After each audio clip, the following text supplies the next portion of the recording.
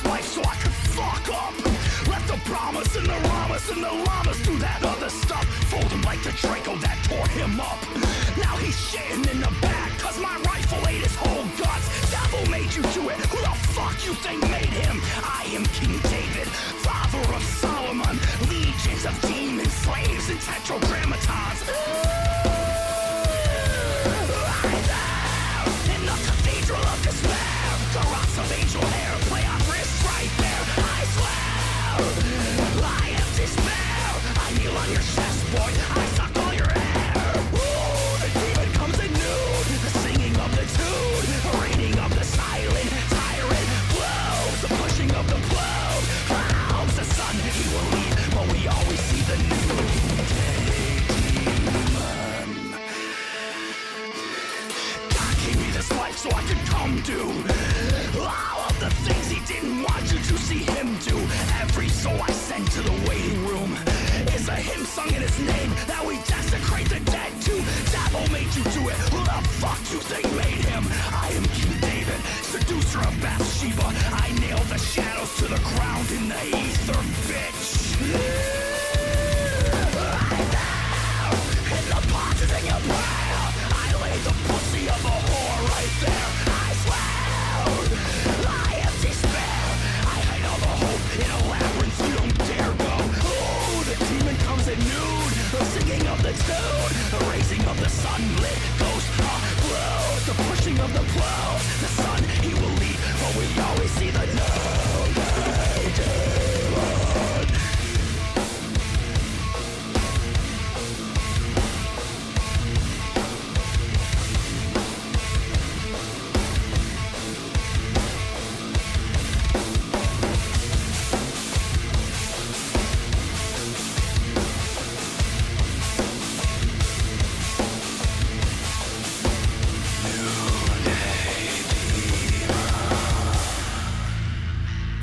The sunlit ghost, the silent tyrant, buried in the marrow of my bones, so I wander, always alone, looking for the long, long shadow that the dead tree throws. Ooh, the dreams we dream at noon, the feeling of the gloom, the shit that grips your kids when you're in the next room. Soon we all be joining soon.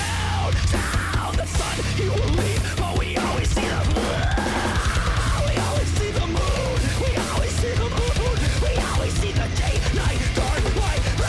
We always see the silvery, oh mercury, oh dirty me, oh more my moon. Tell me about that mask. Well, Larry, you showed me yours, so I'll show you mine. But it begins with taking this thing off because it's suffocating as fuck, as cool as it may look. Sure it is. Well, you started with the name. And while I'm not going to speak with certainty on the name, you and I had a discussion the other night that prompted this after we finished our second filming. And we started talking a little bit about the frog and the psychedelic experience that I've had on the channel. Yeah. And you kind of look of panic, and you kind of gave me the look of, you know exactly what the fuck this is. Like, what are you doing? This is a Djinn. And even when I told that to my husband, he was like, oh yeah, I remember that actually being one of your first guesses, because I fished this outside. So Yeah. The name that was provided was Dromalcules, and I don't believe that it was provided in the sense of this is its actual name. So one of the nights that I really decided to walk away from Antifa, again, there's a lot of really big instances, but this one we'll say is more ritualistic in nature. I want to explain this experience for people. So I've seen the anarchy, I've seen the fire, I've seen kids getting their heads caved in, I've seen the cops going ape shit, I've seen the militias going ape shit, I've seen Black Lives Matter and Antifa going ape shit. It's insane. It's anarchy. Big on movies, as everybody knows. Joker had actually come out around that time, and that's a movie I cry through because it really hits a lot. But my buddy and I decided to take some mushrooms, and so I do the mushrooms and kind of get in a place where I need to, pull back a little bit. And did I send you my studio pictures yet by chance? Not yet, no.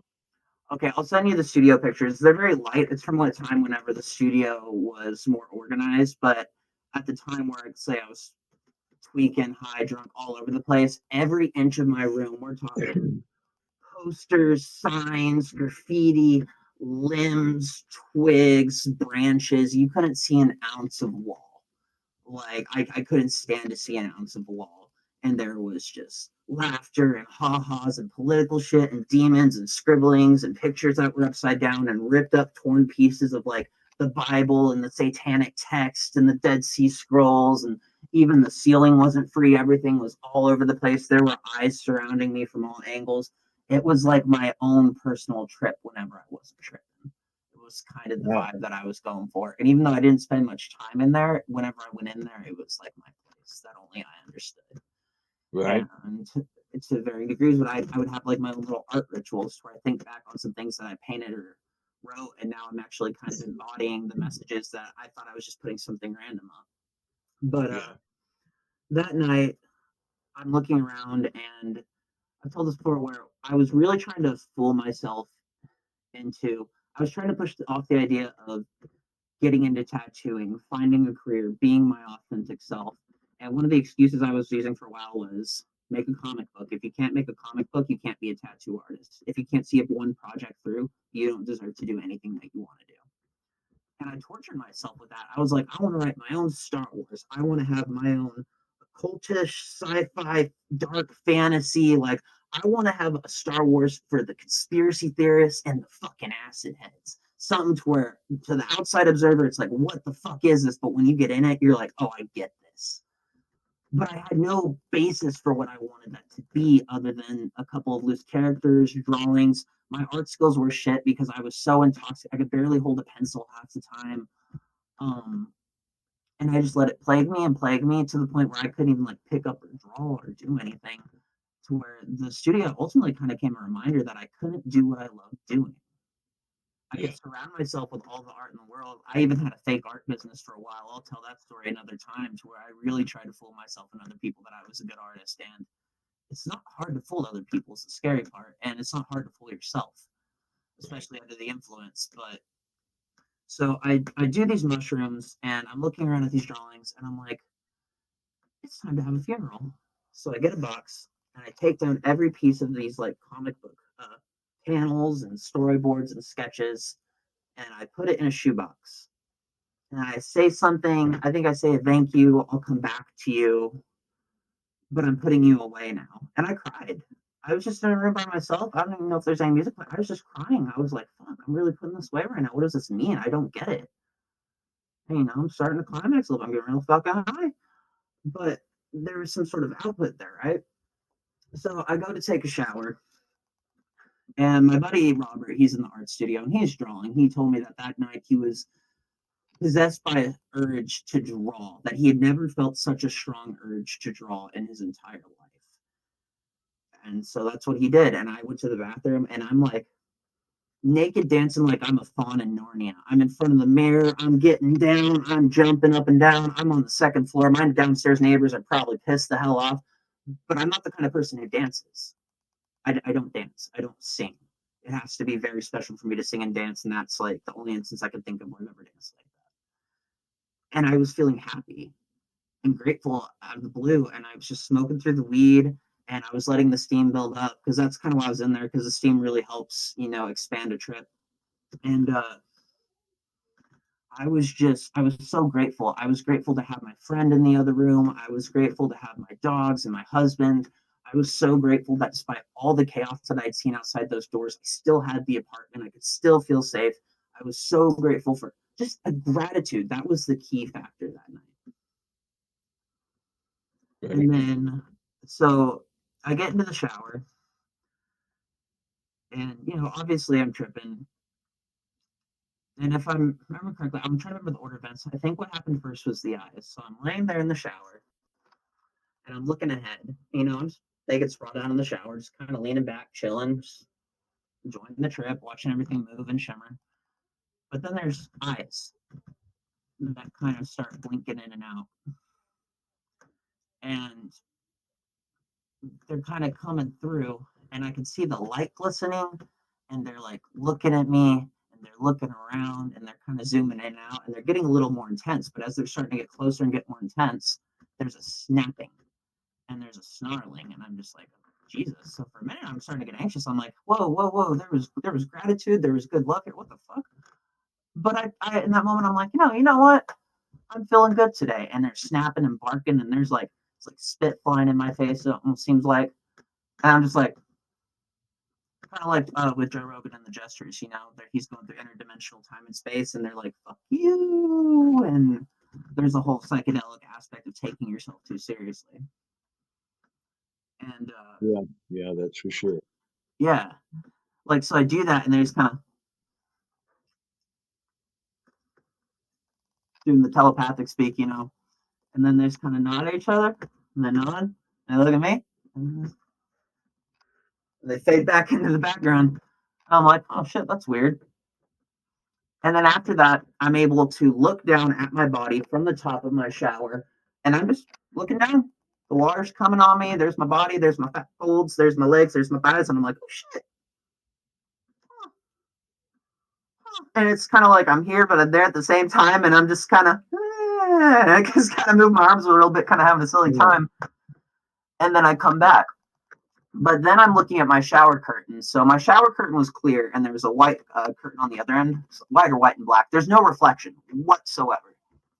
Well, it starts to produce a reflection. It starts to shimmer, and it starts to become like a giant mirror. But it's one that it looks like someone just took a bat to it, right? Like it's just fractaled out into millions of billions of pieces, and they're all just kind of glitching and piecing together through time and space. And I'm just kind of looking at it mesmerized. I'm like, oh, wow.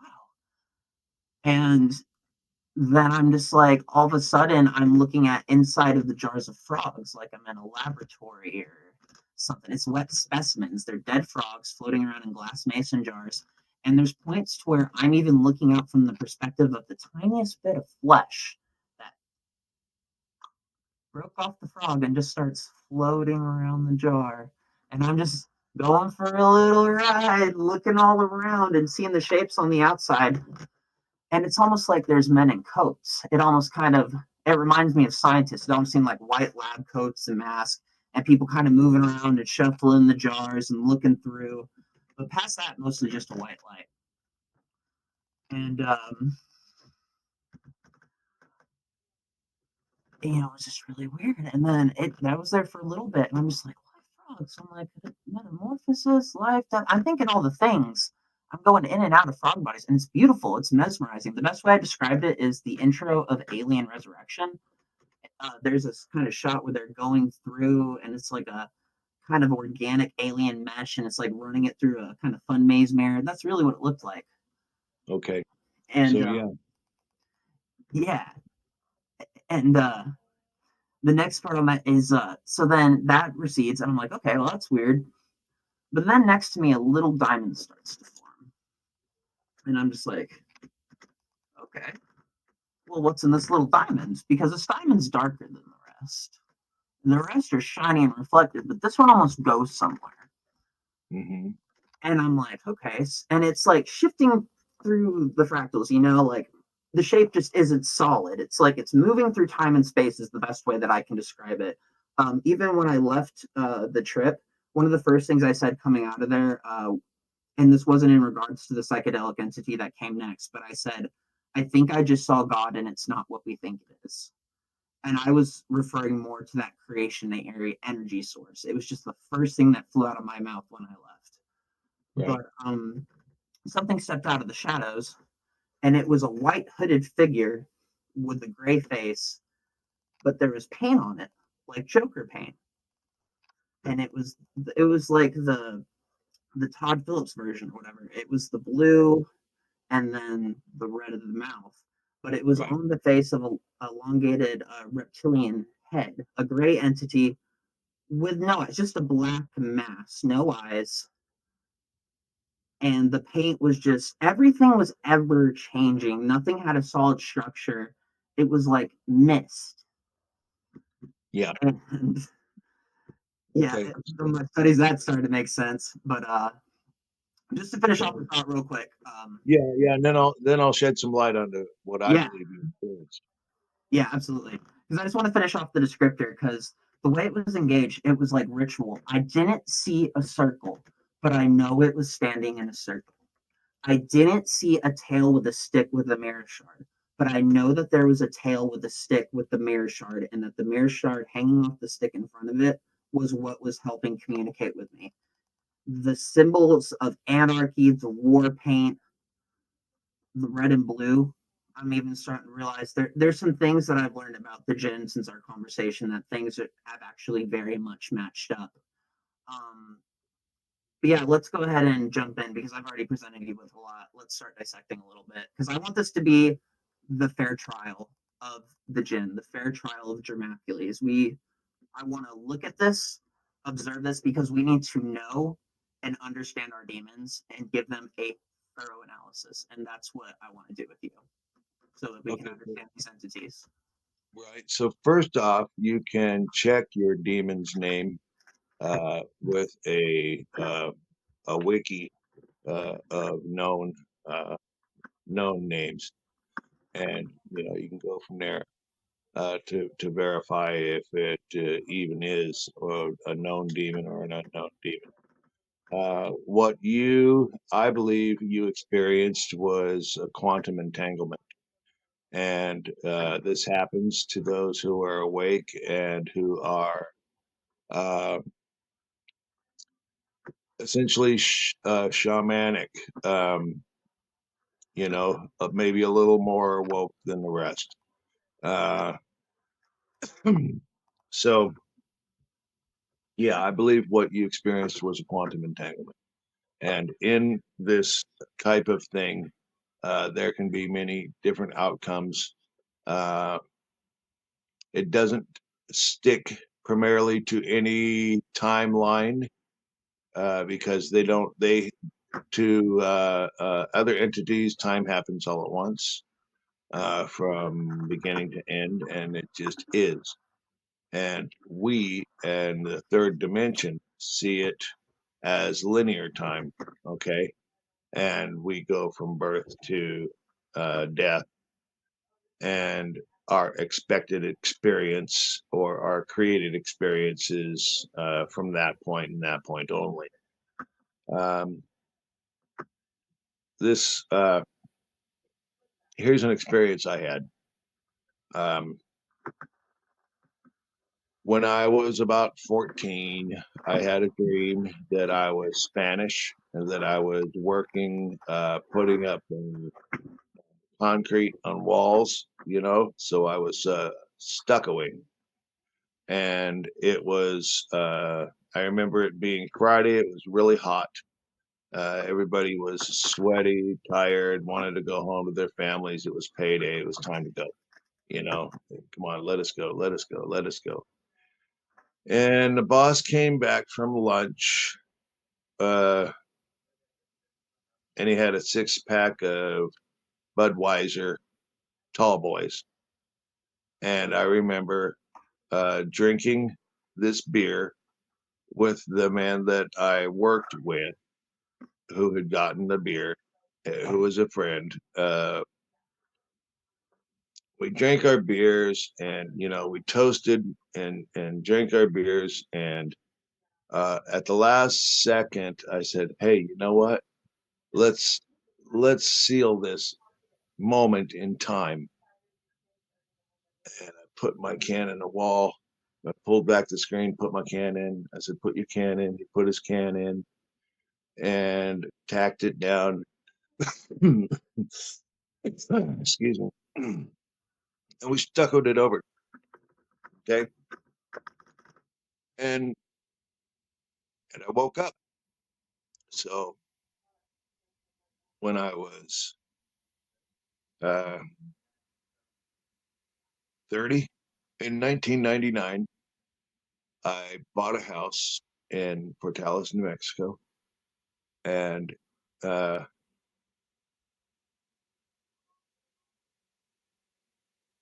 it it it was tied to that. Okay. It was one of those houses that called me. You will live here. You know, that happens to several houses that I've gone by that call to me. You belong here. You're going to be here. Uh, and they reach out to me. And these are the spirits in the house, I believe, or my guides saying that this is part of your destiny. This is part of your life lesson. You need to do this. You If have to not, be here in order for certain outcomes to occur. exactly. Yeah. Yeah. You're going to learn from this. You're going to learn from this. Deal with it. You're going to learn from this. And I end up buying the house, 3 bedroom, 2 bath for like $15,000. Is incredibly pretty much put it in my lap with every penny that I had. And I got it and moved in. And man, was that house haunted. Black masses, just day and night running down the hallways in the middle of the day. You know, they're uh, tannish, brownish, small, 3 foot, running down the hallway.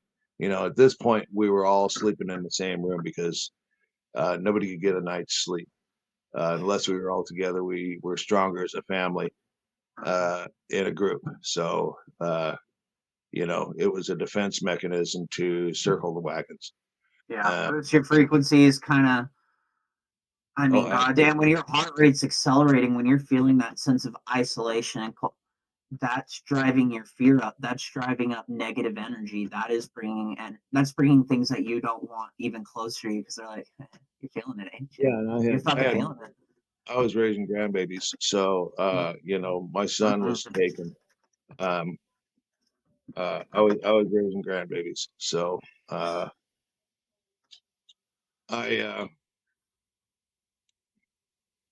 at one point I'm tearing down the carport because it was just too dangerous. It was falling down. It wasn't built that great, and the rain had rotted through it. And um,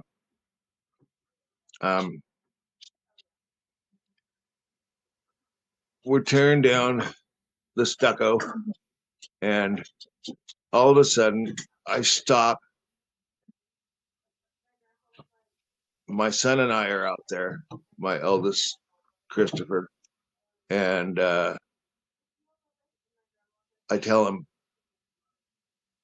look, you're going to think I'm fucking nuts, but up in this right hand corner, when we pull this down, there's going to be two 16-ounce Budweiser cans from 19, whatever it was, 70, 77. I think it was 77, the year I graduated.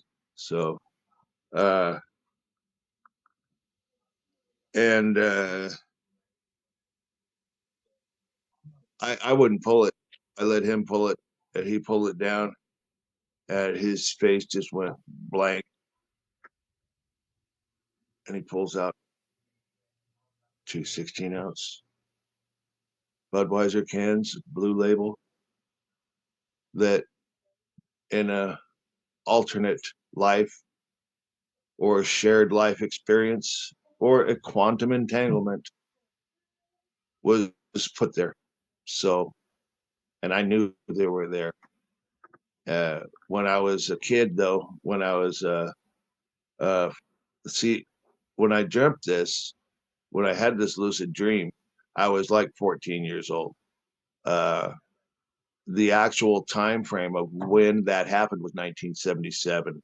So, you know, 4 years later, 3 years, 4 years later, uh, is when it actually happened. And then I found it in um, what 20 year 2000, I guess, was when we took it down. So, and I knew it was there, and there it was. So that's quantum entanglement. That's a mishmash of life experience through, I don't know if it's channeling or shining or whatever you want to call it, but I do know that it is a shared experience, and um, and that it happened, and I knew it was special when I felt it because I never forgot it. And when I experienced it, was deja vu. It was such a feeling of deja vu. It was like everything just started spinning a little bit, and it was like, ooh, here we go, goosebumps. Oh my goodness, I know what's next, and I know it's gonna be there. And damn if it wasn't, man. Yeah. So this And was. Sorry, go ahead. No, I believe that you experienced a similar thing. That you were indeed talking to this entity, um, and I believe that your perspective of being a piece of the frog is maybe you were the frog, buddy. So, Involved more than one version of himself. Yeah, more than one version. Yeah, your soul, as I've said in past episodes, can be shared by 24, up to 24 entities, and that's because of the cache of souls. There's only so many souls to go around. There are so many people now that we share souls, and unless we start manufacturing souls, and I don't know that anybody has the ability other than Gaia, Sophia, God, whatever you choose for her, uh, you know, yeah, whatever the force, the source, the force. There are so many names, Buddha, Shiva, um, yeah, your higher power, exactly, the 12 step. Thank you, baby girl. And yeah, so there's so many names for the same entity, the same force, the same source. So yeah, man. Just know that these things happen, and when you are a part of a bigger picture, that maybe some of it bleeds over a little bit. Maybe this person was astral projecting and was out of their body, and maybe in some way you help bring it back. So I always look for a positive outcome, a positive reason that this happened. Yeah. Maybe it's simply for validation, and or maybe it was so I could have the experience to share the experience with you and with others and with you people, and let you know that if something like this is happening to you, then you need to pay attention to what's going on around you and realize that these are other influences, that the other sources of um, input, and maybe not necessarily your own, your influence, just like your influencers on TV, on all the social medias. Tyler's a beautiful influencer because when this man walks into a room, he commands the room. When he speaks, people listen. All my life, when I spoke, people have listened. I am, well, I've had it said that nobody kind of likes Larry. You're all in or you're all out. And I ain't never met anybody that was all out yet. Anyone I've ever known that's come around you, met you, remembers you, loves you. Anyone who has sat down and talked with me for a little bit, I can usually find a common ground with them. Because being older than dirt, there's not a whole lot I haven't done. A Renaissance man, a master of none. Well, Nope. And and it just all might sound all so crazy to people out there, but I mean, this is my beer can.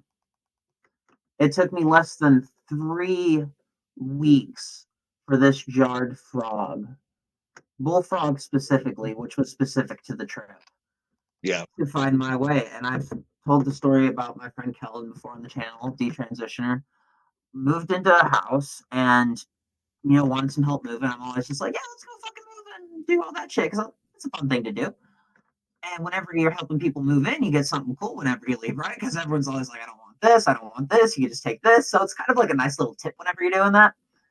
But this was my tip because I was asking my buddy, I'm like, all right, so where'd you get this apartment from?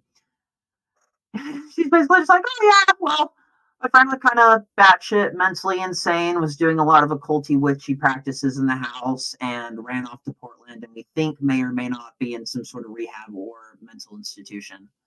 Right. And these were apparently in front of a giant pentagram, altars, candles, and I was told, you like creepy stuff, so get it out of our way if you want it. And there was that, and also the rabbit, which I'll explore the rabbit over time. That maybe it's just something that happened to also be there, but Well, the main focus. what I do know is that you need to set them free, Yes. that they are bound in there, that if you're seeing an experience through them, then there is someone or something attached to it. With that said, help it, release it, give it closure, give him closure, give her closure, whoever it might be. Well, and that's the thing is, I think that was the channel, because the whole time, like from the beginning, one of the messages that I was communicated with, this happened in 2 separate trips, by the way. That all was the first trip.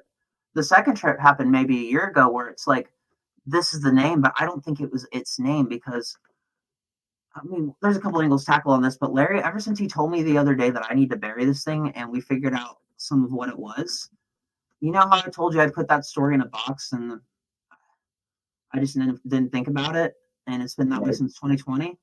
I picked up a pad and pencil the other day, and in less than 2 days, I figured out a first rough draft synopsis from the beginning to the end of my graphic novel, like it was fucking nothing.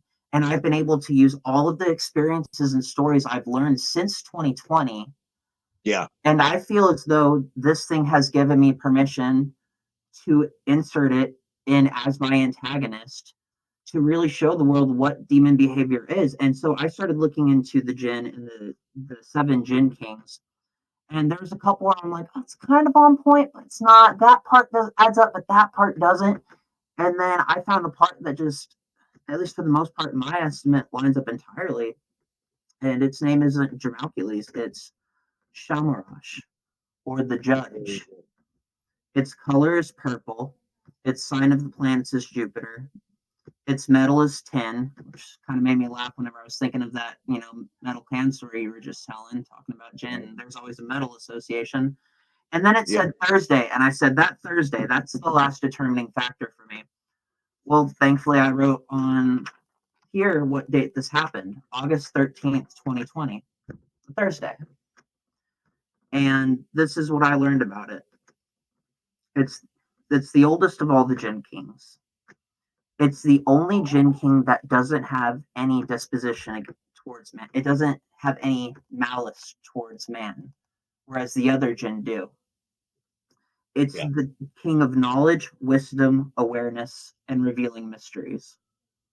It despises violence, but at the same time, it's firm and rules with justice over the rebellious Djinn. That's what I've learned. And I think in terms of the channel, a fair analysis of demons, of omens, of people's inner struggle, and having to utilize my own demon, now seen in visual presentation and psychological creative form, to say, okay, this is yours, but what do you do about it? Because I've been thinking about the psychology of it, because I'm thinking, Nephilim, clown, reptilians, there's so many angles. But then I start to think of like the psychology angle, the Carl Jung angle, all that, and it's the psychology of the fool and the jester. And I realize that at my best, I'm a jester. I'm challenging power. I'm looking authority in the face and I'm saying, fuck you, be it my boss or someone, people in my family or people in the government or people in the streets. I will hold my own, and I want to make you look like an asshole, because half the time I'm coming at you, you're a fucking asshole. I really don't go picking fights with people that don't deserve it. And it's a specific type of psychology that I seem to have a beef with, which is cluster B and narcissism and scapegoating tactics, and all the thing that society seems to be dealing with on a whole. Yeah. And so at my best, I'm the jester, but at my worst, I'm the fool. And You know, the same time that you've told me that I need to bury this is the same time that I had an instance go down with my first ex-Antifa member, which was a goal of the channel. And I told you about that. And I think that I would be a fool to pursue things and to go picking fights and to go running my mouth whenever it's uncalled for. Kind of like you happen to start off with today. It's Yeah, you a can't jester be. knows when to taunt, and a fool doesn't know much of anything other than ego. Yeah, yeah. The ego needs to stop. Everybody needs to experience an ego death. We all rise together. We all will change this world, and we can do it with as small, yeah, humbleness, love, coming from a right place, with the right intention, and it's intention. It's goodness. You choose positive over negative because um, religion is essentially polarity.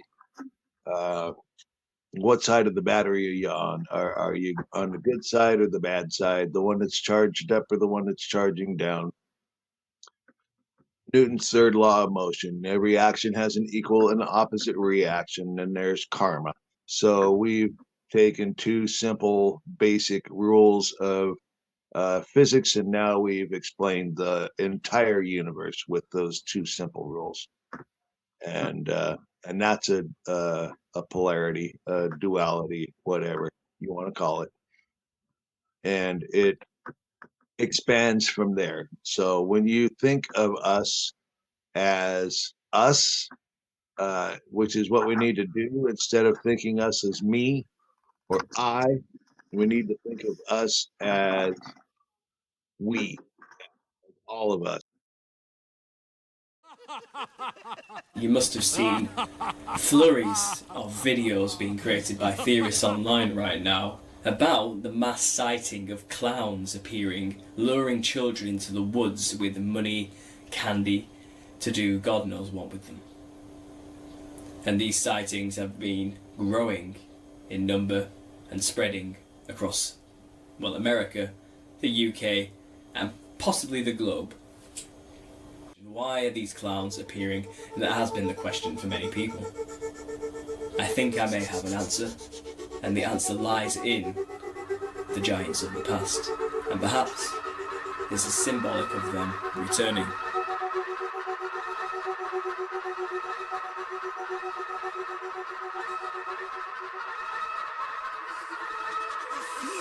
Drift, floating, like someone's pulled the stopper on my reality, and I'm sucked down the drain to something new.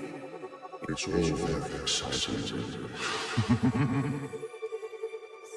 It's like meeting someone I can actually relate to, which, believe me, I've never felt before. You understand? You're someone who's not afraid to let go and fall.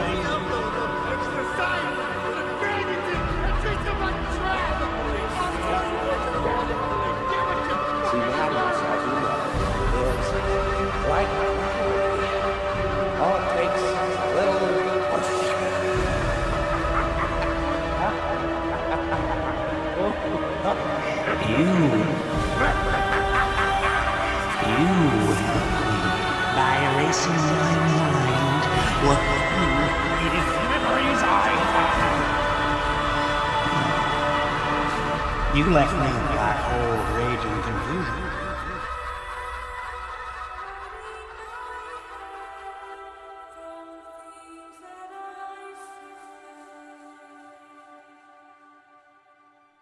it had a plan, you know. It was consciously aware that I could see it too. And I know what the underground psychedelic subculture likes to believe about these jesters. They believe these elf machine jesters are good, and you know, they will say things to you that are offensive, but they've been told by humans who want to enjoy the psychedelic experience that these things are offending you because they're trying to shatter your ego. You know, they're actually trying to show you not to take things so seriously, because everything's going to be okay when you die. You know, sin isn't real. Look at you taking life seriously. Ha ha ha, what fools humans are. And you look at these things just laughing at you, dancing around you. And you've been convinced from the words of man that these things are good and they're just trying to teach you something. But these things attack people.